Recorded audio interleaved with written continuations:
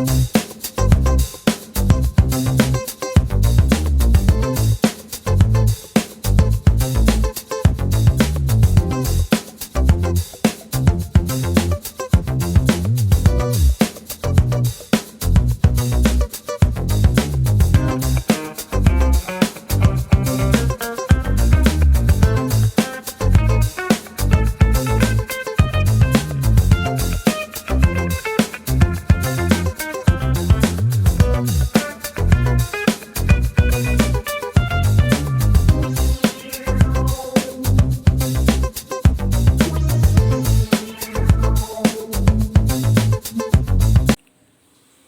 Good morning dear students.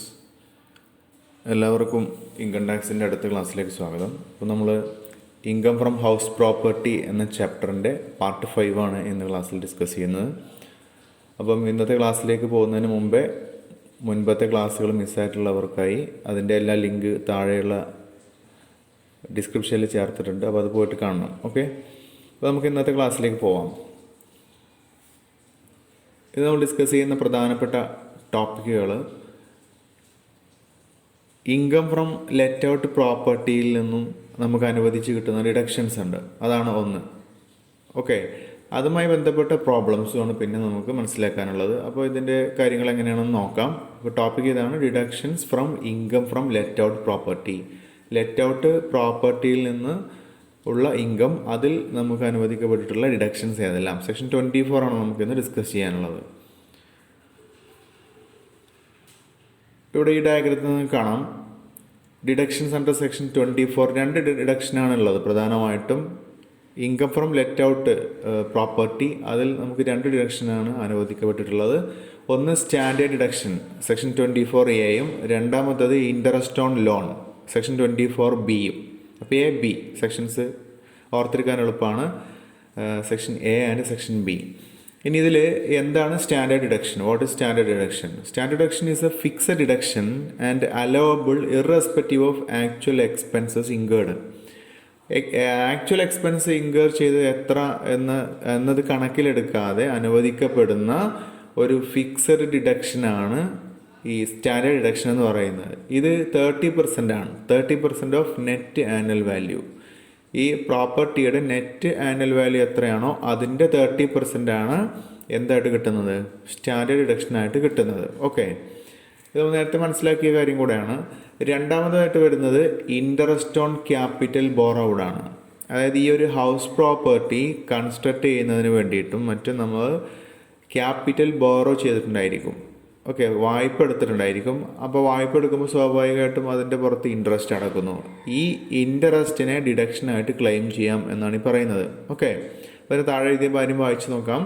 Interest payable on amount borrowed for the purpose of purchase. Purchase ചെയ്യുന്നതിന് വേണ്ടിയിട്ടാവാം, construction ആവാം, അതിൻ്റെ renovation ആവാം, repairing ആവാം, extension, renewal or reconstruction of house property. അപ്പോൾ house പ്രോപ്പർട്ടിയുടെ ഈ പറയപ്പെട്ടിട്ടുള്ള എല്ലാ കാര്യങ്ങൾക്ക് വേണ്ടിയിട്ടും നമ്മൾ വായ്പ എടുത്തേക്കാം. അപ്പോൾ അങ്ങനെ എടുക്കുന്ന വായ്പ, അതിൻ്റെ പുറത്തടക്കുന്ന പലിശ, ആ പലിശയിൽ നമുക്ക് ഡിഡക്ഷൻ ക്ലെയിം ചെയ്യാം എന്നുള്ളതാണ്. ഡിഡക്ഷൻ നമുക്ക് അക്രൂവൽ ബേസിൽ തന്നെ ഡിഡക്ഷൻ ക്ലെയിം ചെയ്യാം എന്നാണ് മനസ്സിലാക്കേണ്ടത്. ഓക്കെ, ഇതാണ് പ്രധാനപ്പെട്ട രണ്ട് ഡിഡക്ഷൻസ്. ഒന്ന് സ്റ്റാൻഡേർഡ് ഡിഡക്ഷനും മറ്റൊന്ന് ഇൻട്രസ്റ്റ് ഓൺ ക്യാപിറ്റൽ ബോറോവ്ഡും. ഇനി നമുക്ക് മനസ്സിലാക്കാനുള്ള കാര്യം ഈ ഇൻട്രസ്റ്റ് ഓൺ ലോൺ എന്നുള്ള രണ്ടാമത് പറഞ്ഞ കേസാണ്, സെക്ഷൻ 24B. അപ്പോൾ ഇവിടെ നമുക്ക് രണ്ട് കേസ് വരും. ഒന്ന്, ഈ ഒരു ഹൗസ് പ്രോപ്പർട്ടിയുടെ കൺസ്ട്രക്ഷൻ്റെ കാര്യമാണെന്ന് പറഞ്ഞു. അതിൽ ഒരു പ്രീ കൺസ്ട്രക്ഷൻ പീരീഡും ഉണ്ട്, അതുപോലെ പോസ്റ്റ് കൺസ്ട്രക്ഷൻ പീരീഡും ഉണ്ട്. അത് നമ്മളൊരു ഹൗസ് പ്രോപ്പർട്ടി അല്ലെങ്കിൽ ഒരു അങ്ങനെയുള്ളൊരു സാധനം നമ്മൾ കൺസ്ട്രക്ഷൻ ചെയ്യുമ്പോൾ അതിൻ്റെ ആദ്യ കാലഘട്ടത്തിൽ കൺസ്ട്രക്ഷന് വേണ്ടിയിട്ടാണ് നമുക്ക് പൈസ ആവശ്യം വരും. അപ്പോൾ ലോണ് നമ്മൾ ഒന്നുകിൽ ഇത് കൺസ്ട്രക്ഷൻ തുടങ്ങിയതിന് ശേഷം വായ്പ എടുക്കും, അല്ലെങ്കിൽ ഈ ഒരു കൺസ്ട്രക്ഷൻ തുടങ്ങുന്നതിന് മുമ്പേ തന്നെ അതിനുള്ള വായ്പ സംഘടിപ്പിച്ചതിന് ശേഷമാണ് നമ്മൾ കൺസ്ട്രക്ഷൻ തുടങ്ങുന്നത്. അങ്ങനെ കൺസ്ട്രക്ഷൻ ചിലപ്പോൾ 1-2 വർഷം കഴിഞ്ഞിട്ടായിരിക്കും കംപ്ലീറ്റ് ആവുന്നത്.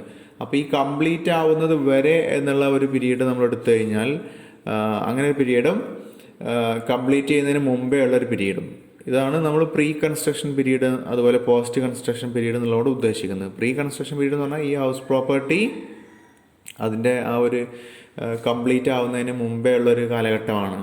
ആ സമയത്ത് നമുക്ക് ഇൻട്രസ്റ്റ് കൊടുക്കേണ്ടി വരാം. അപ്പോൾ അതിൻ്റെ കാര്യം എങ്ങനെയാണ്, അതോടൊപ്പം തന്നെ ഈ പ്രോപ്പർട്ടി കൺസ്ട്രക്ഷൻ കംപ്ലീറ്റ് ആയതിനു ശേഷവും അതിൻ്റെ പുറത്ത് ലോണ് അപ്പോഴും കണ്ടിന്യൂ ചെയ്യുന്നുണ്ടായിരിക്കും, ഇൻട്രസ്റ്റ് അടച്ചുകൊണ്ടിരിക്കുന്നുണ്ടായിരിക്കും. ആ ഇൻട്രസ്റ്റ് എങ്ങനെയാണ് ട്രീറ്റ് ചെയ്യുന്നത്, ഇത് രണ്ടുമാണ് ഈ ടോപ്പിക്കിൽ ഡിസ്കസ് ചെയ്യുന്നത്. അപ്പോൾ നമുക്ക് ആദ്യമായിട്ട് interest four pre construction period എങ്ങനെയാണ് അതിൻ്റെ ടാക്സിലെ കാര്യങ്ങൾ ചെയ്യുന്നത് നോക്കാം. അപ്പോൾ ആദ്യമായിട്ട് മനസ്സിലാക്കാനുള്ളത് ഇതിൽ ഫസ്റ്റ് കോളം ഇവിടെ ഈ പർട്ടിക്കുലേഴ്സ് കാണാം.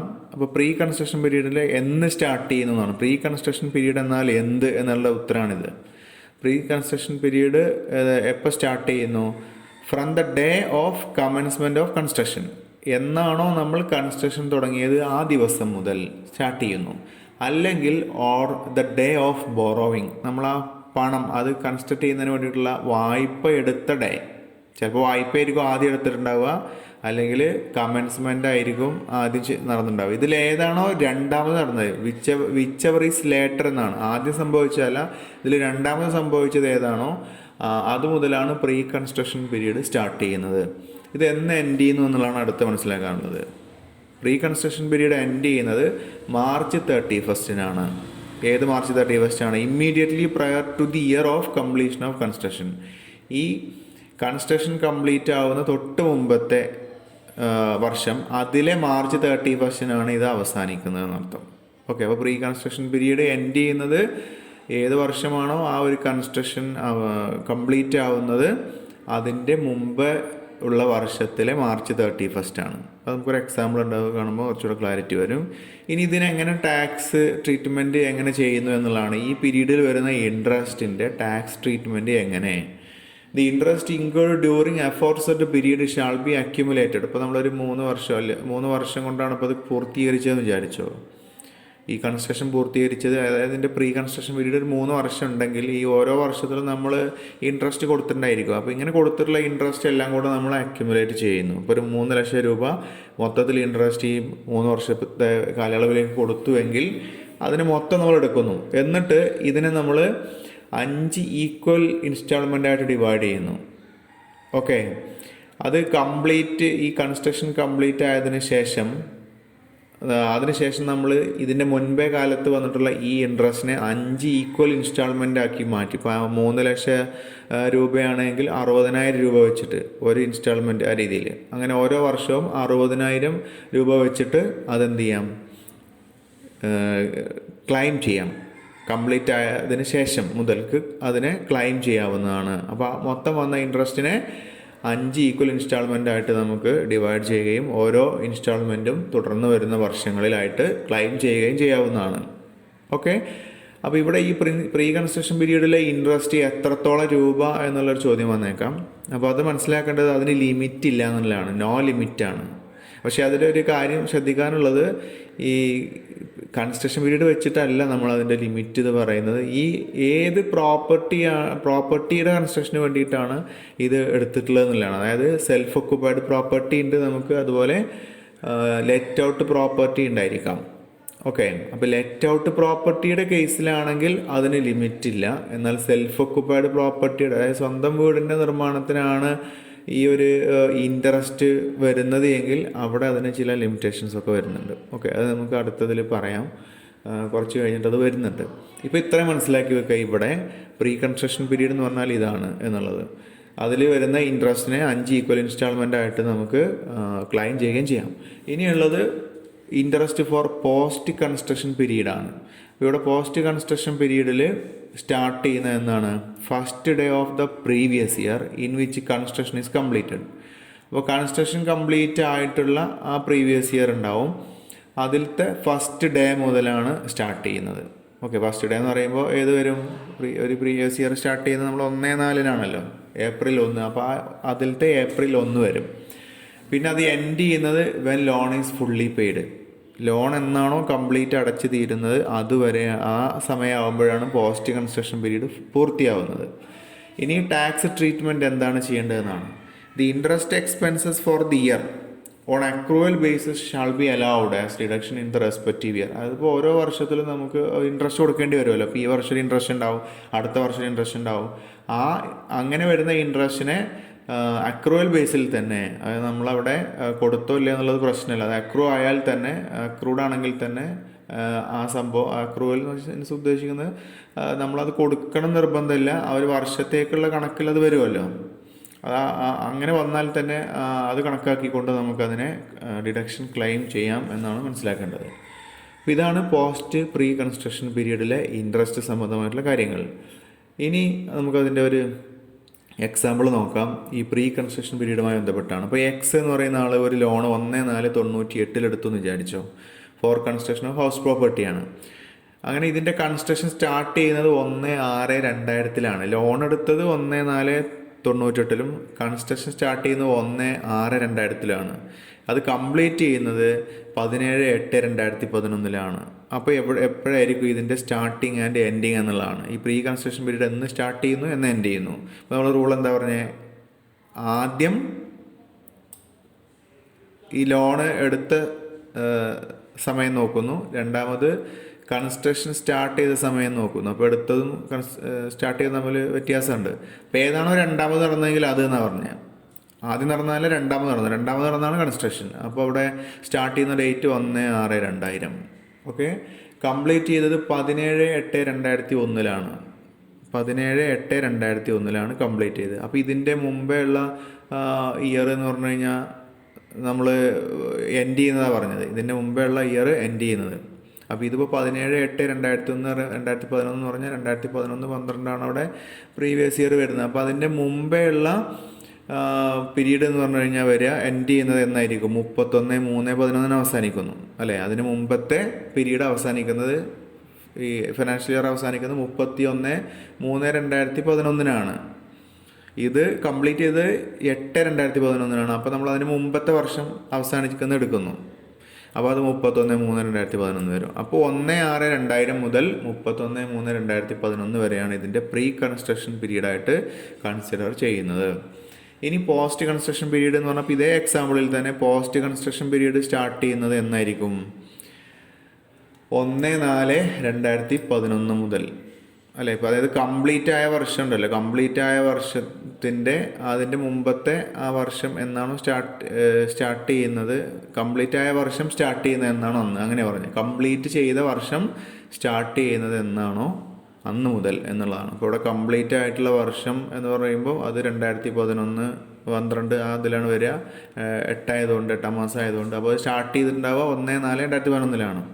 ഓക്കെ, അപ്പോൾ അതിൻ്റെ സ്റ്റാർട്ടിങ് പീരീഡ് 1/4/2011. ഇതിലെ എൻഡ് പീരീഡ് നമുക്കിപ്പോൾ പറയാൻ കഴിയില്ല, കാരണം ക്വസ്റ്റ്യൻ എക്സാമ്പിളിൽ അതിനെ പറ്റിയൊന്നും തന്നിട്ടില്ല. എന്നാണോ ഇത് തീരുന്നത് അന്ന് വരെയും അത് പോസ്റ്റ് കൺസ്ട്രക്ഷൻ പീരീഡായിട്ട് കൺസിഡർ ചെയ്യുന്നു. ഇനി നമ്മൾ നോക്കാനുള്ളത് എമൗണ്ട് ഓഫ് ഇൻട്രസ്റ്റ്. ഇതാണ് ഞാൻ നേരത്തെ പറഞ്ഞത്. എമൗണ്ട് ഓഫ് ഇൻട്രസ്റ്റ് അലോ ചെയ്യുന്നത് എത്രത്തോളം എമൗണ്ട് നമുക്ക് ഇൻട്രസ്റ്റ് ആയിട്ട് അലോ ചെയ്യുന്നു എന്നുള്ളതാണ്. അത് ലെറ്റ് ഔട്ട് പ്രോപ്പർട്ടിയുടെ കൺസ്ട്രക്ഷന് വേണ്ടിയിട്ടാണ് ഈ ഒരു വായ്പ എടുക്കുന്നത് എങ്കിൽ അതിന് മാക്സിമം ലിമിറ്റ് ഇല്ല. അതായത് എത്ര രൂപ വേണമെങ്കിലും നമുക്ക് ഇൻട്രസ്റ്റ് ഡിഡക്ഷനായിട്ട് ക്ലെയിം ചെയ്യാം. എന്നാൽ ആ വായ്പ എടുത്തിട്ടുള്ളത് ഒരു സെൽഫ് ഒക്കുപ്പൈഡ് പ്രോപ്പർട്ടിയുടെ കൺസ്ട്രക്ഷന് വേണ്ടിയിട്ടായിരുന്നുവെങ്കിൽ അവിടെ രണ്ട് കണ്ടീഷനും വരുന്നുണ്ട്. അതായത് ആ ഒരു കൺസ്ട്രക്ഷൻ നമ്മൾ ചെയ്തിട്ടുള്ള അല്ലെങ്കിൽ അതിൻ്റെ വായ്പ നമ്മൾ എടുത്തിട്ടുള്ളത് ബിഫോർ 31 മാർച്ച് 1999 അതായത് മാർച്ച് 31 1999 മുൻപത്തെ കാലഘട്ടത്തിലേക്കുള്ളതാണെങ്കിൽ അവിടെ നമുക്ക് മാക്സിമം അലൗഡ് ആയിട്ടുള്ള ഡിഡക്ഷൻ എന്ന് പറയുന്നത് 30,000 രൂപയായിരിക്കും സെൽഫ് ഒക്കുപ്പൈഡ് പ്രോപ്പർട്ടിയുടെ കേസിൽ. ഇനി അതിന് ശേഷമാണെങ്കിൽ പിന്നെ ഉള്ളത് 2 ലക്ഷമാണ്, 2 ലക്ഷം. ഓക്കെ, അതിന് അതർ കേസസ് 2 lakh. അപ്പോൾ മാക്സിമം ലിമിറ്റ് വരുന്നത് ഒന്നുകിൽ 30,000 ആയിരിക്കും, അല്ലെങ്കിൽ 2 ലക്ഷം ആയിരിക്കും.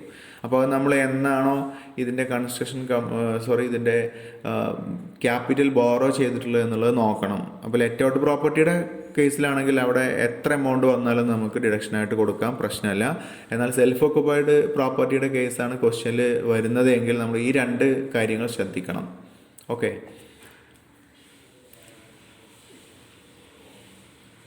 ഇനി നെക്സ്റ്റ് ഇതുമായി ബന്ധപ്പെട്ട കുറച്ച് അതർ പോയിന്റ്സ് ആണ്.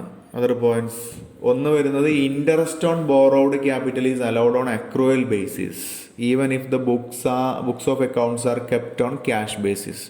ബുക്സ് ഓഫ് അക്കൗണ്ട്സ് ഇപ്പോൾ കീപ്പ് ചെയ്യുന്നത് ക്യാഷ് ബേസിസിലാണെങ്കിലും interest on borrowed capital allow ചെയ്യുന്നത് അക്രൂവൽ ബേസിസിലാണ്. ഓക്കെ. രണ്ടാമത് പറയുന്ന കാര്യം, interest paid on fresh loan which is taken to repay the original loan been taken for above mentioned purpose shall be allowed as deduction എന്നാണ്. അതായത് ഈ നേരത്തെ പറഞ്ഞ ഒറിജിനൽ ലോൺ ഉണ്ടായിരിക്കുമല്ലോ, നമ്മൾ ആ കൺസ്ട്രക്ഷന് വേണ്ടിയിട്ട് എടുത്ത ഒറിജിനൽ ലോൺ, അത് റീപേ ചെയ്യുന്നതിന് വേണ്ടിയിട്ട് interest paid on fresh loan, വേറെ ലോൺ നമ്മൾ എടുക്കുന്നു. അപ്പോൾ ആ രണ്ടാമത് എടുക്കുന്ന ലോൺ ഉണ്ടല്ലോ, ഇതിൻ്റെ റീപേയ്മെൻറ്റിന് വേണ്ടിയിട്ട് എടുക്കുന്ന ലോൺ, അതിൻ്റെ പുറത്ത് കൊടുക്കുന്ന ഇൻട്രസ്റ്റ് ഡിഡക്ഷനായിട്ട് ക്ലെയിം ചെയ്യാവുന്നതാണ്. അതായത് നമ്മൾ ഒരു ലോൺ എടുത്തിട്ടുണ്ട്, ആ ലോൺ അടച്ചു തീർക്കാൻ ബുദ്ധിമുട്ടുള്ളത് കൊണ്ട് മറ്റൊരു ലോൺ എടുക്കുന്നു. അങ്ങനെ രണ്ടാമത്തെ ലോൺ എടുക്കുമ്പോൾ അതിൻ്റെ പുറത്ത് ഇൻട്രസ്റ്റ് വരുമല്ലോ, ആ ഇൻട്രസ്റ്റും ഡിഡക്ഷനായിട്ട് ക്ലെയിം ചെയ്യാമെന്ന് അർത്ഥം. മൂന്നാമത്തത്, interest on new loan taken for paying outstanding interest on old loan is not deductible. അതായത് നമ്മളൊരു ലോൺ എടുത്തു, നേരത്തെ എടുത്തിരുന്ന ഒറിജിനൽ ലോൺ ഉണ്ട്, അതിൻ്റെ പുറത്ത് കൊടുക്കാനുള്ള ഇൻട്രസ്റ്റ് ഒരുപാട് കൊടുക്കാനായിട്ടുണ്ട്. അപ്പോൾ അത് കൊടുക്കാൻ കഴിയാത്തത് കാരണം ആ ഇൻട്രസ്റ്റ് കൊടുക്കാൻ വേണ്ടിയിട്ടാണ് വേറെ ലോൺ എടുക്കുന്നത്. അങ്ങനെ ആ വേറെ ലോൺ എടുക്കുമ്പോൾ രണ്ടാമത് എടുക്കുന്ന ലോണിൻ്റെ പുറത്തും ഇൻട്രസ്റ്റ് വരുമല്ലോ, ആ ഇൻട്രസ്റ്റ് അപ്പോൾ അലൗഡ് അല്ല, ഡിഡക്റ്റ് ചെയ്യാൻ പറ്റില്ല. എന്തുകൊണ്ടാണ്? അതിൻ്റെ പർപ്പസാണ് പ്രശ്നം. ബി സി പോയിന്റിൽ പർപ്പസാണ് നോക്കേണ്ടത്. അതായത് ഒന്നാമത് ബി എന്നുള്ള പോയിന്റിൽ എടുത്തിട്ടുള്ളത് ഒറിജിനൽ ലോൺ റീപേ ചെയ്യാൻ എടുത്ത ലോൺ, ഒറിജിനൽ ലോൺ റീപേയ്മെൻ്റ് ആണ്. എന്നാൽ സിയിൽ പറയുന്നത് ഒറിജിനൽ ലോണിൻ്റെ പുറത്തുള്ള ഇൻട്രസ്റ്റിൻ്റെ പേയ്മെൻ്റ് ആണ്. ആ രണ്ട് വ്യത്യാസമുണ്ട്. ഓക്കെ. ഇനി നാലാമത്തെ കേസ് പറയുന്നത്, amount paid as brokerage or commission for arrangement of the loan is not deductible. ഈ ലോൺ അറേഞ്ച് ചെയ്യുന്നതിന് വേണ്ടിയിട്ട് വല്ല കമ്മീഷനോ ബ്രോക്കറേജോ കൊടുത്തിട്ടുണ്ടെങ്കിൽ അതൊന്നും ഡിഡക്റ്റ് ചെയ്യാൻ പറ്റില്ല. അങ്ങനെ ലാസ്റ്റ് വൺ പറയുന്നത്, interest on loan taken for payment of municipal tax etcetera is not allowed as deduction. Municipal tax ഒന്നും കൊടുക്കുന്നതിന് വേണ്ടിയിട്ടുള്ള പേയ്മെൻറ്റിന് അതിന് വേണ്ടിയിട്ട് ലോൺ എടുത്തിട്ടുണ്ടെങ്കിൽ അതിൻ്റെ ഇൻട്രസ്റ്റ് ഒന്നും നമുക്കിവിടെ ഡിഡക്ഷനായിട്ട് കിട്ടില്ല. ഓക്കെ. ഈ പോയിന്റ്സ് എല്ലാം മനസ്സിൽ വെക്കണം ഇത് ചെയ്യുന്ന സമയത്ത്. ഇനി ഇതിൻ്റെ കമ്പ്യൂട്ടേഷൻ്റെ ഒരു ചാർട്ടാണ്. Chart showing the computation of taxable income. Let out house പ്രോപ്പർട്ടിയിൽ നിന്നാണ് കമ്പ്യൂട്ട് ചെയ്യുന്നതെങ്കിൽ ഇപ്പോൾ ഈ പറഞ്ഞ അഡ്ജസ്റ്റ്മെൻറ്റുകളൊക്കെ വെച്ചുകൊണ്ട് അതിൻ്റെ ഒരു ഫോർമാറ്റാണ്. നമ്മൾ ആദ്യം അതിൻ്റെ പ്രോപ്പർട്ടിയുടെ ഗ്രോസ് ആനുവൽ വാല്യൂ എഴുതുന്നു. അതിനുശേഷം അതിൽ നിന്ന് മുനിസിപ്പൽ ടാക്സ് മൈനസ് ചെയ്യും, അൺറിയലൈസ്ഡ് റെൻ്റ് ഉണ്ടെങ്കിൽ അത് മൈനസ് ചെയ്യും. അങ്ങനെ we will get the net annual വാല്യൂയിലേക്ക് വരുന്നു. ഇതിൽ നിന്നും ഇപ്പോൾ ഈ നമ്മൾ പഠിച്ചുള്ള സെക്ഷൻ 24 പ്രകാരമുള്ള ഡിഡക്ഷൻസ് ഉണ്ടായിരിക്കും, അത് ലെസ് ചെയ്യാം. അതിലൊന്ന് വരുന്നത് സ്റ്റാൻഡേർഡ് ഡിഡക്ഷനാണ് 30%. നമ്മൾ ഓൾറെഡി പഠിച്ചാണ്, ഇപ്പോൾ മാത്രമല്ല, സ്റ്റാൻഡേർഡ് ഡിഡക്ഷൻ നേരത്തെയുള്ള പ്രോബ്ലംസിൽ വന്നിട്ടുണ്ടായിരുന്നു. സ്റ്റാൻഡേർഡ് ഡിഡക്ഷൻ 30% മൈനസ് ചെയ്യാം. അതായത് ഈ ഫിഗറിൻ്റെ ഇതിൻ്റെ 30% മൈനസ് ചെയ്യാം. പിന്നെ ഇൻട്രസ്റ്റ് ഓൺ ലോൺ ആണ്. Interest on loan no limit. കാരണം ഇവിടെ മുകളിൽ ശ്രദ്ധിക്കുക, ഇത് ലെറ്റ് ഔട്ട് ഹൗസ് പ്രോപ്പർട്ടിയാണ്. ലെറ്റ് ഔട്ടിൻ്റെ കേസിൽ നമ്മൾ ഇൻട്രസ്റ്റിൻ്റെ കാര്യം പറഞ്ഞാൽ എന്താണ്, any amount of interest can be claimed as deduction എന്നാണ്. എത്ര എമൗണ്ട് ആണെങ്കിലും നമുക്ക് ഡിഡക്ഷൻ ക്ലെയിം ചെയ്യാം. അതുകൊണ്ട് തന്നെ ദർ ഇസ് നോ ലിമിറ്റ്. അതാണ് ഇവിടെ അങ്ങനെ പറഞ്ഞിട്ടുള്ളത്, നോ ലിമിറ്റ്. അപ്പോൾ ഇൻട്രസ്റ്റ് എത്രയാണോ വരുന്നത് വെച്ചാൽ അത് മൈനസ് ചെയ്യും, അത് നമുക്ക് മൈനസ് ചെയ്യാം ഇതിൽ നിന്ന്, ആനുവൽ വാല്യൂവിൽ നിന്ന്. പിന്നെയുള്ളത് പ്രീ കൺസ്ട്രക്ഷൻ പീരീഡ് ഇൻട്രസ്റ്റ് ആണ്. മൂന്നാമത്തെ ഒരു അഡ്ജസ്റ്റ്മെൻറ്റ് വരാൻ സാധ്യതയുള്ളത് ഈ pre construction period interest in 5 instalments. Okay, അതും കൂടെ വന്നേക്കാം. അതായത് മുൻപത്തെ ആ പ്രീ കൺസ്ട്രക്ഷൻ പീരീഡ് പറഞ്ഞല്ലോ, അതിൽ എത്രയെങ്കിലും ഇൻട്രസ്റ്റ് ഉണ്ടെങ്കിൽ അതിനെ നമ്മൾ 5 ഭാഗമായിട്ട് ഡിവൈഡ് ചെയ്തിട്ടുണ്ടായിരിക്കും. അതിലത്തെ ഒരു ഭാഗം നമുക്ക് ഈ വർഷം ചാർജ് ചെയ്യാവുന്നതാണ്. ഓക്കെ, അതും കൂടെ വരും. അല്ലാത്ത കേസിലുള്ളത് പിന്നെ രണ്ടാമത്തേൽ വരുമല്ലോ, പോസ്റ്റ് കൺസ്ട്രക്ഷൻ എന്നുള്ള രീതിയിലുള്ളത് രണ്ടാമത്തെ കേസിൽ ഉൾപ്പെട്ടേക്കാം. മൂന്നാമത്തെ കേസ് പ്രീ കൺസ്ട്രക്ഷൻ. ഇപ്പം ഇത്രയും കാര്യങ്ങൾ, ഈ 3 കാര്യങ്ങളും മൈനസ് ചെയ്യാവുന്നതാണ്. അങ്ങനെ കിട്ടുന്നതാണ് പിന്നെ ഇൻകം ഫ്രം ഹൗസ് പ്രോപ്പർട്ടി. അപ്പോൾ അതിൻ്റെ ഉത്തരമായി. അപ്പോൾ ശ്രദ്ധിക്കുക, ഇത് income from let out house പ്രോപ്പർട്ടിയുടെ കേസാണ്. ഇനി രണ്ടാമത്താണ് chart showing the computation of taxable income from self occupied house property. Self occupied house പ്രോപ്പർട്ടിയിൽ നിന്നുള്ള ടാക്സബിൾ ഇൻകത്തിൻ്റെ കമ്പ്യൂട്ടേഷനാണ്. അപ്പോൾ അതിൻ്റെ ഫോർമാറ്റ് ഗ്രോസ് ആനുവൽ വാല്യൂ നില്ലായിരിക്കും. നമ്മൾ നേരത്തെ പഠിച്ചതാണ്. സെൽഫ് ഓക്കുപൈഡ് പ്രോപ്പർട്ടിയുടെ ഗ്രോസ് ആനുവൽ വാല്യൂ നില്ലാണ്. അതുകൊണ്ട് തന്നെ മുനിസിപ്പൽ ടാക്സ് പെയ്ഡും അതുപോലെ സ്റ്റാൻഡേർഡ് ഡിഡക്ഷനും ഒന്നും ഇതിൽ ആപ്ലിക്കബിൾ അല്ല. അപ്പോൾ അതൊന്നും ഉണ്ടാവില്ല, മുനിസിപ്പൽ ടാക്സ് മൈനസ് ചെയ്യാൻ പറ്റില്ല. ആനുവൽ വാല്യൂ നില്ലായിരിക്കും. ഓക്കെ, ആനുവൽ വാല്യൂ നില്ലായിട്ടുള്ളൊരു സാധനത്തിന് എന്തുണ്ടാവില്ല, സ്റ്റാൻഡേർഡ് ഡിഡക്ഷൻ ഉണ്ടാവില്ല. അപ്പോൾ സെൽഫ് ഒക്കുപൈഡ് ഹൗസ് പ്രോപ്പർട്ടിയുടെ കേസിൽ സ്റ്റാൻഡേർഡ് ഡിഡക്ഷൻ ഒന്നുമില്ല. പിന്നെ ഇൻട്രസ്റ്റ് മാത്രമാണ് ഇവിടെ അഡ്ജസ്റ്റ് ചെയ്യാൻ പറ്റുന്നത്. ഇപ്പോൾ ഇവിടെ ഒന്നും സംഖ്യകൾ ഉണ്ടാവില്ല, അത് മനസ്സിലാക്കി വെക്കുക. ഇൻട്രസ്റ്റ് ഓൺ ലോൺ ഡിഡക്റ്റബിൾ നമ്മൾ പറഞ്ഞ ഈ കേസാണ് ഇവിടെ. അതായത് ഒന്നുകിൽ 30,000 അപ് ടു 30,000 മാക്സിമം വരുന്നത് 30,000 അല്ലെങ്കിൽ 2,00,000 as the case may be. ഏതാ വരുന്നത് വെച്ചാൽ അതിനനുസരിച്ച്, അതായത് അതിൻ്റെ കൺസ്ട്രക്ഷൻ പീരീഡ് നമ്മൾ അല്ലെങ്കിൽ ബോറോയിങ് പീരീഡ് നമ്മൾ നോക്കണം. നേരത്തെ പറഞ്ഞ പോലെ ആ പീരീഡ് ശ്രദ്ധിക്കുക. എന്നിട്ട് അതിനൊരു എമൗണ്ട് ഉണ്ടാവും. ഒന്നുകിൽ അത് 30,000 വരെ ആവാം, അല്ലെങ്കിൽ 2,00,000 വരെ ആവാം. എത്രയാണെങ്കിലും ആ എമൗണ്ട് ഇവിടെ നമുക്ക് മൈനസ് ചെയ്യാവുന്നതാണ്. അപ്പോൾ മൈനസ് ചെയ്ത് കഴിഞ്ഞാൽ നമുക്ക് ഇവിടെ കിട്ടും. കാരണം ഇവിടെ ഒന്നും ഫിഗേഴ്സ് ഇല്ല, ഇവിടെ ഒന്നും ഫിഗർ ഇല്ല, ഇവിടെ ഒരു ഫിഗർ മാത്രമേ ഉണ്ടാവുള്ളൂ. അപ്പോൾ ഇത് ലെസ് ചെയ്യാവുന്നതായതുകൊണ്ട് തന്നെ താഴെ വരുമ്പോൾ നമുക്കിവിടെ loss from self occupied house എന്നാണ് കിട്ടുക. ഈ ഒരു ഫിഗർ ലോസ് ആയിരിക്കും, അതായത് മൈനസ് ഫിഗറായിട്ടാണ് വരിക. ഓക്കെ, കാരണം ഇയാൾക്ക് അത് ഡിഡക്ഷൻ കിട്ടേണ്ടുന്നതാണ്, ഇവിടെ വേറെ ഒന്നുമില്ല മൈനസ് ചെയ്യാൻ. അതുകൊണ്ട് ഇത് loss from self occupied house property എന്ന രീതിയിലാണ് വരുന്നത്. ഓക്കെ, ഇനി ഇയാൾക്ക് ഈ ലോസ് വന്നാൽ എന്താ അതിൻ്റെ ഒരു, അങ്ങനെ വന്നാൽ എന്താ അതിൻ്റെ ഇൻ്റർപ്രിട്ടേഷൻ എന്നുള്ളതാണ്. കാരണം അദ്ദേഹത്തിന് ഈ ഒരു ലോസിനെ മറ്റ് ഹൗസ് പ്രോപ്പർട്ടിയിൽ നിന്നുള്ള ഇൻകം ഉണ്ടെങ്കിൽ അത് വെച്ചിട്ടൊക്കെ സെറ്റ് ഓഫ് ചെയ്യാൻ പറ്റും, അല്ലെങ്കിൽ നമുക്ക് മറ്റ് ഹെഡുകളുമായിട്ട് അഡ്ജസ്റ്റ് ചെയ്യുന്ന കേസുകളുണ്ടല്ലോ, അതൊക്കെ ചെയ്യാം എന്നുള്ളതാണ്. അപ്പോൾ ഇതിൽ നിന്നുള്ള ഈ പോർഷൻ എന്തായാലും കാൽക്കുലേറ്റ് ചെയ്തേ പറ്റൂ. ഓക്കെ, ഇനി നമുക്കതിലെ കുറച്ച് പ്രോബ്ലംസാണ്, 2-3 പ്രോബ്ലം പെട്ടെന്ന് നോക്കാം. അതിലാദ്യം വരുന്നത് ഒരു ക്വസ്റ്റ്യൻ ഇതാണ്, ഇല്ലുസ്ട്രേഷൻ 14. ഇത് ടെക്സ്റ്റ് ബുക്കിലുള്ളതാണ്.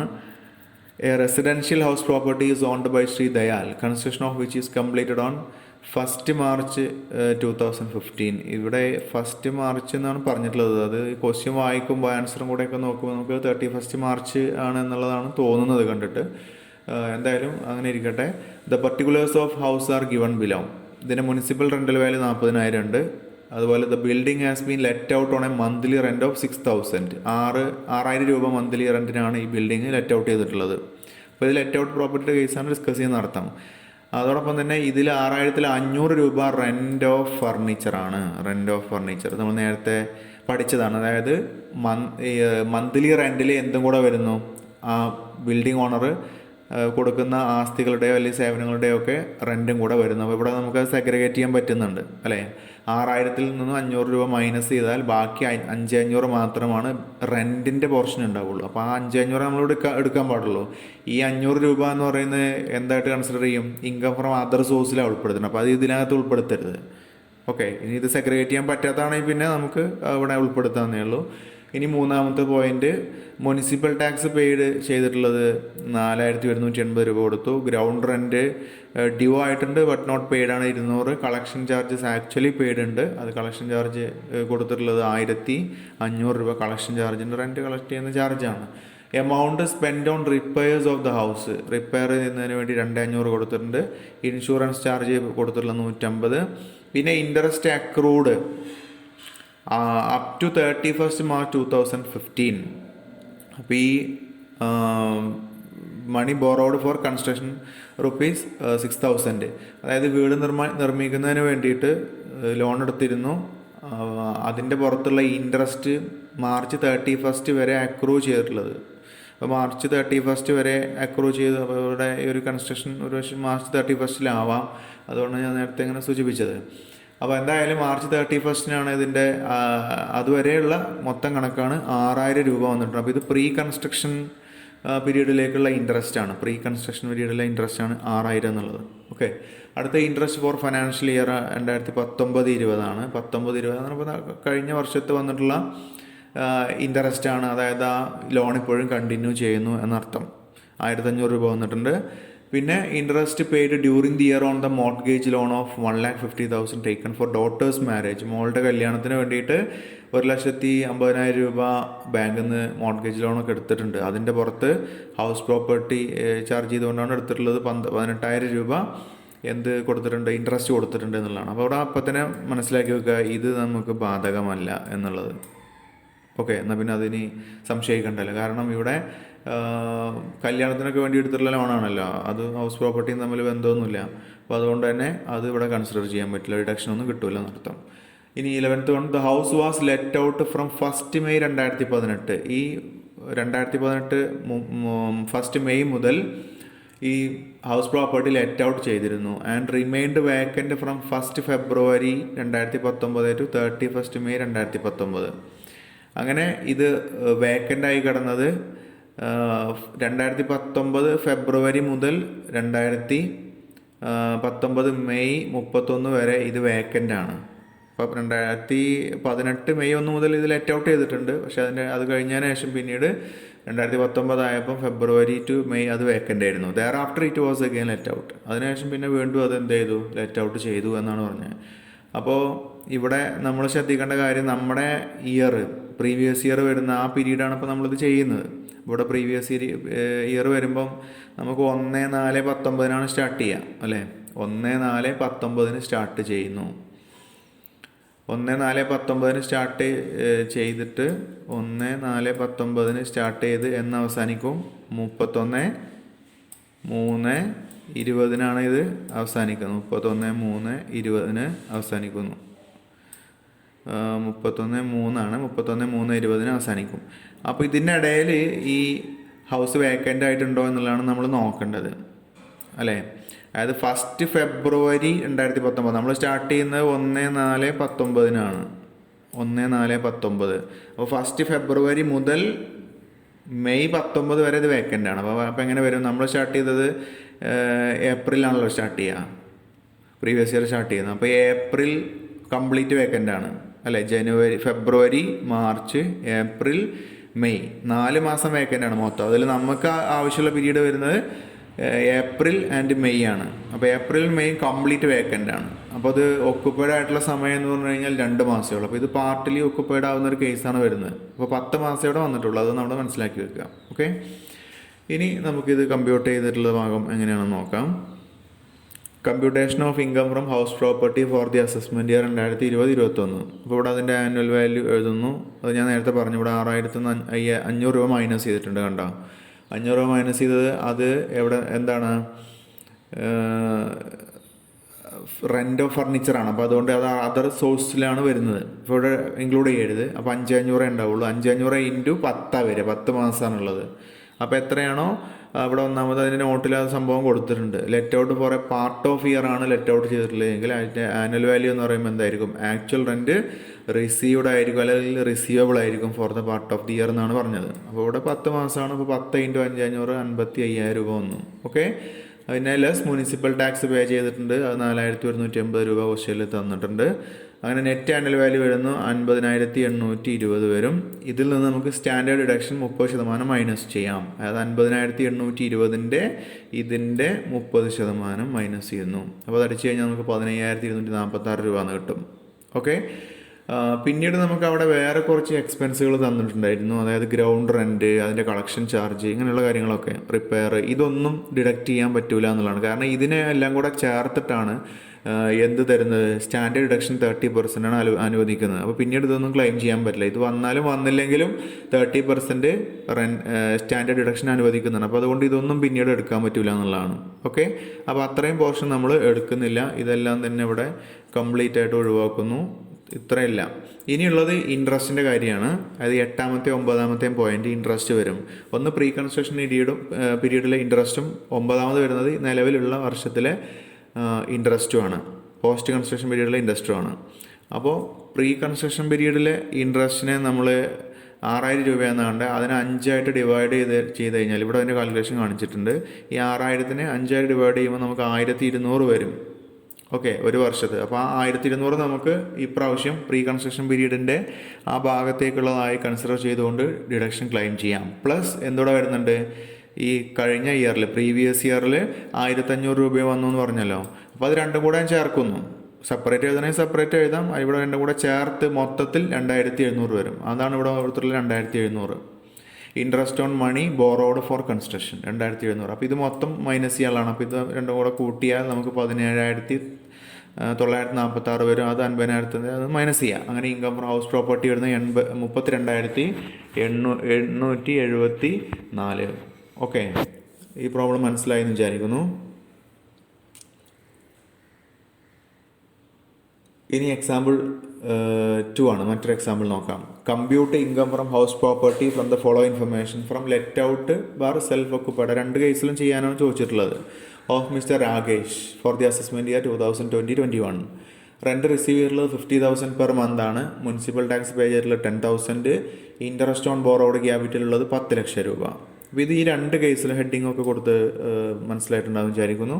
ഇനി നമ്മൾ ലെറ്റ് ഔട്ടിൻ്റെ ഒരു കേസും സെൽഫ് ഓക്കുപൈഡിൻ്റെ ഒരു കേസ് രണ്ട് കോളായിട്ട് ചെയ്യാം. അപ്പോൾ ആദ്യം ഗ്രോസ് ആനുവൽ വാല്യൂ.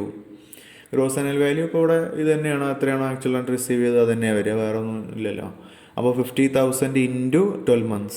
അപ്പോൾ ഗ്രോസ് ആനുവൽ വാല്യൂ വരുന്നത് ആക്ച്വൽ റെൻറ്റ് റിസീവ്ഡ് തന്നെയാണ് ഇവിടെ, അതായത് 6 lakh വരും. ഇനി സെൽഫ് ഓക്കുപൈഡ് കേസിലാണെങ്കിൽ അതിൻ്റെ ഗ്രോസ് ആനുവൽ വാല്യൂ നില്ലാണല്ലോ, അതുകൊണ്ട് നേരത്തെ മനസ്സിലാക്കി. ഇനി അതിൽ നിന്ന് മുനിസിപ്പൽ ടാക്സ് പേ ചെയ്തത് മൈനസ് ചെയ്യുന്നു. അപ്പോൾ അത് 10,000 രൂപ കൊടുത്തു. ഇതേ 10,000 രൂപ സെൽഫ് ഓക്കുപൈഡ് പ്രോപ്പർട്ടിയുടെ കേസിലാണെങ്കിൽ കൊടുത്തിട്ടുണ്ടാവാം, പക്ഷേ അത് മൈനസ് ചെയ്യാൻ പറ്റില്ല, നില്ലായതുകൊണ്ട്. ഇത് മുനിസിപ്പൽ ടാക്സ് നില്ലെന്നല്ല, അതിൻ്റെ ഗ്രോസ് ആനുവൽ വാല്യൂ നില്ലായതുകൊണ്ട് ഇവിടെ മുനിസിപ്പൽ ടാക്സ് ഒന്നും മൈനസ് ചെയ്യാൻ പറ്റില്ല, അതുകൊണ്ടാണ്. അപ്പോൾ അവിടെ നില്ലെന്ന് എഴുതാനേ പറ്റുള്ളൂ. അതുകൊണ്ട് തന്നെ ഇതിൻ്റെ ഈ കേസിൽ ഇതിൻ്റെ നെറ്റ് ആനുവൽ വാല്യൂ നില്ലായിരിക്കും. ഇവിടെ നമ്മൾ മൈനസ് ചെയ്യുക, 60,000 നിന്ന് 10,000 മൈനസ് ചെയ്ത് കഴിഞ്ഞാൽ 5,90,000 കിട്ടുന്നു. ഓക്കെ. ഇനി നമുക്ക് സ്റ്റാൻഡേർഡ് ഡിഡക്ഷനാണ് അടുത്തുള്ള under section 24A standard deduction കിട്ടും അറ്റ് 30%. അപ്പോൾ ഇതിൻ്റെ 30% മൈനസ് ചെയ്യുന്നു. അപ്പോൾ ഇത് 1,77,000 വരും. ഇവിടെ സെൽഫ് ഓക്കുപൈഡ് പ്രോപ്പർട്ടിയുടെ കേസിൽ ഈ സ്റ്റാൻഡേർഡ് ഡിഡക്ഷൻ കിട്ടില്ല, കാരണം അതിൻ്റെ ആനുവൽ വാല്യൂ എന്താണ് നില്ലാണല്ലോ, അതുകൊണ്ട് അത് ഇല്ല. അതുകൊണ്ട് അവിടെ നില്ല്, അതുകൊണ്ട് തന്നെ അത് മൈനസ് ചെയ്ത് അവിടെയൊക്കെ നില്ല് വരും. ഓക്കെ. പിന്നെ അതിനോടൊപ്പം തന്നെ ഇൻട്രസ്റ്റും പറഞ്ഞിട്ടുണ്ട്. ബോറോഡ് ക്യാപിറ്റലിൻ്റെ പുറത്ത് 10 ലക്ഷം രൂപ ഇൻട്രസ്റ്റ് പറഞ്ഞ്. ഇനി ലെറ്റ് ഔട്ട് പ്രോപ്പർട്ടിയുടെ കേസിലാണെങ്കിൽ less interest on borrowed capital നമ്മൾ 10 ലക്ഷം രൂപ കംപ്ലീറ്റ് നമുക്ക് ലെസ് ചെയ്യാം, കാരണം അവിടെ അതിന് ലിമിറ്റ് ഇല്ല എന്നുള്ളതാണ്. ലെറ്റ് ഔട്ട് പ്രോപ്പർട്ടിയുടെ കേസിലാണ് ബോറോ ചെയ്തില്ലെങ്കിൽ അതിൻ്റെ ഇൻട്രസ്റ്റിന് ലിമിറ്റ് ഇല്ല. അപ്പോൾ 10 ലക്ഷം മൊത്തം നമുക്ക് മൈനസ് ചെയ്യാം. അപ്പോൾ 4,13,000 ആയി ഈ സ്റ്റേജിൽ. അതിൽ നിന്ന് 10 ലക്ഷം മൈനസ് ചെയ്ത് കഴിഞ്ഞാൽ നമുക്ക് കിട്ടുന്നത് 5,87,000 ആയിരിക്കും. അതായത് ഇത് നെഗറ്റീവാണ്, ഈ ഫിഗർ നെഗറ്റീവാണ്. അപ്പോൾ ഇതിൽ നിന്ന് ഇൻകം ഇല്ല, ലോസാണ്. അതാണ് ഇവിടെ ഇങ്ങനെ വന്നിട്ടുള്ളത്, ലോസ് ഫ്രം ഹൗസ് പ്രോപ്പർട്ടി. 5,87,000 ലോസാണ്. ലെറ്റ് ഔട്ടിൻ്റെ കേസിൽ ലോസാണ്.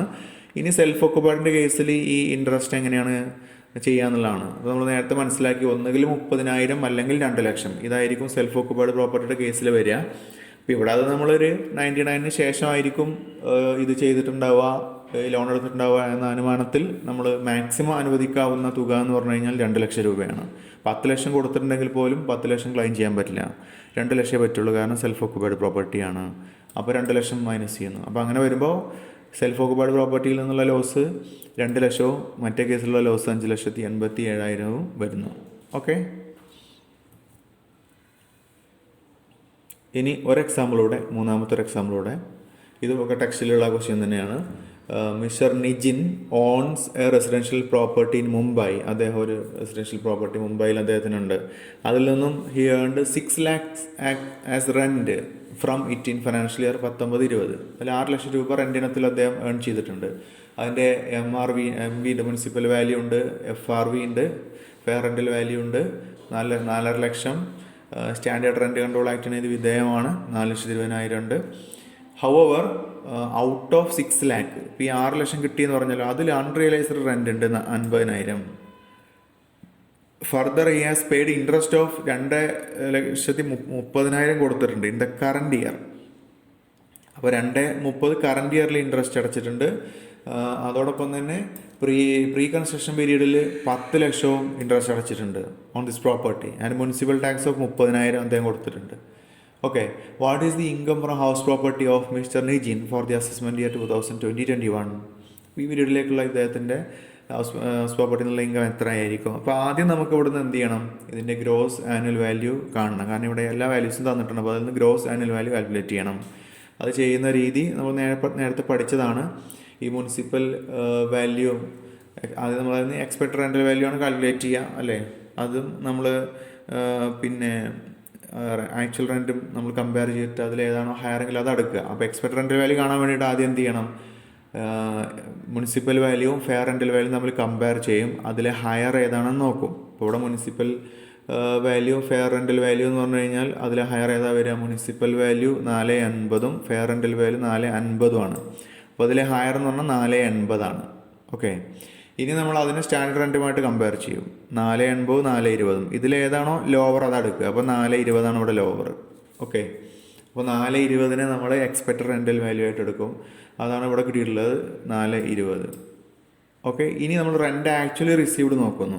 ആക്ച്വൽ റെൻ്റ് റിസീവ് ചെയ്തിട്ടുള്ളത് 6 ലക്ഷമാണ്, മൈനസ് ആ അൺറിയലൈസ്ഡ് റെൻ്റ് എന്ന് ലെസ് ചെയ്യണം. അപ്പോൾ 5,50,000 ആക്ച്വൽ റിസീവ് ചെയ്തത്. ഇനി ഇത് രണ്ടിലും ഏതാണോ ഹയർ അത് എടുക്കുക. 4,20 5,50 കൂടുതൽ നോക്കും. അപ്പോൾ 5,50 കൂടുതൽ. ഓക്കെ, അപ്പോൾ നമ്മളതിൻ്റെ ഗ്രോസ് ആനുവൽ വാല്യൂ ഇവിടെ കിട്ടിയിട്ടുണ്ട്. ഇത് വേക്കൻസി ഒന്നുമില്ല. അപ്പോൾ ഗ്രോസ് ആനുവൽ വാല്യൂ 5.5 ലക്ഷം എന്ന് കണ്ടുപിടിച്ചു. ഇനി ഇത് വെച്ചിട്ടാണ് നമ്മൾ സ്റ്റാർട്ട് ചെയ്യുന്നത്. അപ്പോൾ computation of income from house property, gross annual value as above 5,50,000. ഇതിന് ലെസ് മുനിസിപ്പൽ ടാക്സ് കൊടുത്തത് വരും പറഞ്ഞ് 30,000 മൈനസ് ചെയ്യാം. അങ്ങനെ നെറ്റ് ആനുവൽ വാല്യൂ 5,20,000 വരുന്നു. ഇതിൽ നിന്ന് സ്റ്റാർ ഡിഡക്ഷൻ മൈനസ് ചെയ്യാം. അതായത് 30% മൈനസ് ചെയ്യാം. ഏതിൻ്റെ 30%? ഈ 5,20,000 30% ഇവിടെ കൊടുത്തിട്ടുണ്ട്. അപ്പോൾ 1,56,000 കിട്ടുന്നു. ഇനി ഇൻട്രസ്റ്റ് ഓൺ ബോറോഡ് ക്യാപിറ്റലാണ്. ഒന്ന് പ്രീ കൺസ്ട്രക്ഷൻ പീരീഡാണ്. പ്രീ കൺസ്ട്രക്ഷൻ പീരീഡിൽ നമ്മൾ മൊത്തത്തിൽ അവർ തന്നിട്ടുള്ള സംഖ്യ എന്ന് പറഞ്ഞാൽ 10 ലക്ഷം രൂപയായി എന്നാണ് പറഞ്ഞത്. നമ്മളതിനെ 5 ഭാഗിക്കുന്നു. ഓക്കെ, അവിടെ മൊത്തത്തിലായിട്ടാണ് നമ്മൾ മനസ്സിലാക്കേണ്ടത്. അപ്പോൾ അതിലൊരു പോർഷൻ വരെ 2 ലക്ഷമാണ്. അപ്പോൾ പ്രീ കൺസ്ട്രക്ഷൻ പീരീഡിൽ നമുക്ക് 2 ലക്ഷം വരെ ക്ലെയിം ചെയ്യാം. പോസ്റ്റ് കൺസ്ട്രക്ഷൻ പീരീഡിൽ 2,30,000 ഉള്ളത്. അത് കംപ്ലീറ്റ് എടുക്കാം. കാരണം ഇത് സെൽഫ് ഒക്കുപാട് അല്ലല്ലോ, ഇത് ഹൗസ് ലെറ്റ് ഔട്ട് ആണല്ലോ. അതുകൊണ്ട് കംപ്ലീറ്റ് എടുക്കാം. അപ്പോൾ അങ്ങനെ ചെയ്യുന്നു. അപ്പോൾ മൊത്തത്തിൽ 4,30,000 നമുക്ക് ഈ ഇനത്തിലും മൈനസ് ചെയ്യാവുന്നതാണ്. അപ്പോൾ ഇത് രണ്ടും കൂടെ കൂട്ടുന്നു. 1,56 എന്ന സ്റ്റാൻഡേർഡ് ഡിഡക്ഷനും ഈ ഇൻട്രസ്റ്റിൻ്റെ പോർഷനും കൂടെ കൂട്ടുന്നു. കൂട്ടിക്കഴിഞ്ഞാൽ നമുക്ക് എത്ര കിട്ടും? 5,86,000 കിട്ടും. അപ്പോൾ 5,20 നിന്ന് 5,86 മൈനസ് ചെയ്യുന്നു. അപ്പോൾ ഇവിടെ മൈനസ് ഫിഗറാണ് വരിക. 66,000 മൈനസ് ആണ് എന്ന് പറയുമ്പോൾ ഇൻകം ഫ്രം ഹൗസ് പ്രോപ്പർട്ടി ലോസിലാണ് എന്ന് മനസ്സിലാക്കാം. ലോസ് ഫ്രം ഹൗസ് പ്രോപ്പർട്ടി ആണുള്ളത്. ഓക്കെ, ഈ പ്രോബ്ലം മനസ്സിലായെന്ന് വിചാരിക്കുന്നു. ഇനി ഈ ചാപ്റ്റർ ഏകദേശം ഇത്രയേ ഉള്ളൂ. അപ്പോൾ അതിലെ ഒരുവിധം കാര്യങ്ങളൊക്കെ നമ്മളിപ്പോൾ ഡിസ്കസ് ചെയ്തു എന്ന് കരുതുന്നു. അപ്പോൾ ഈ ക്ലാസ്സും മനസ്സിലായിട്ടുണ്ടാവുമെന്ന് വിചാരിക്കുന്നു. അപ്പോൾ എന്തായാലും ഇതുവരെ ഈ ക്ലാസ് കേട്ട എല്ലാവർക്കും നന്ദി. Thank you for watching.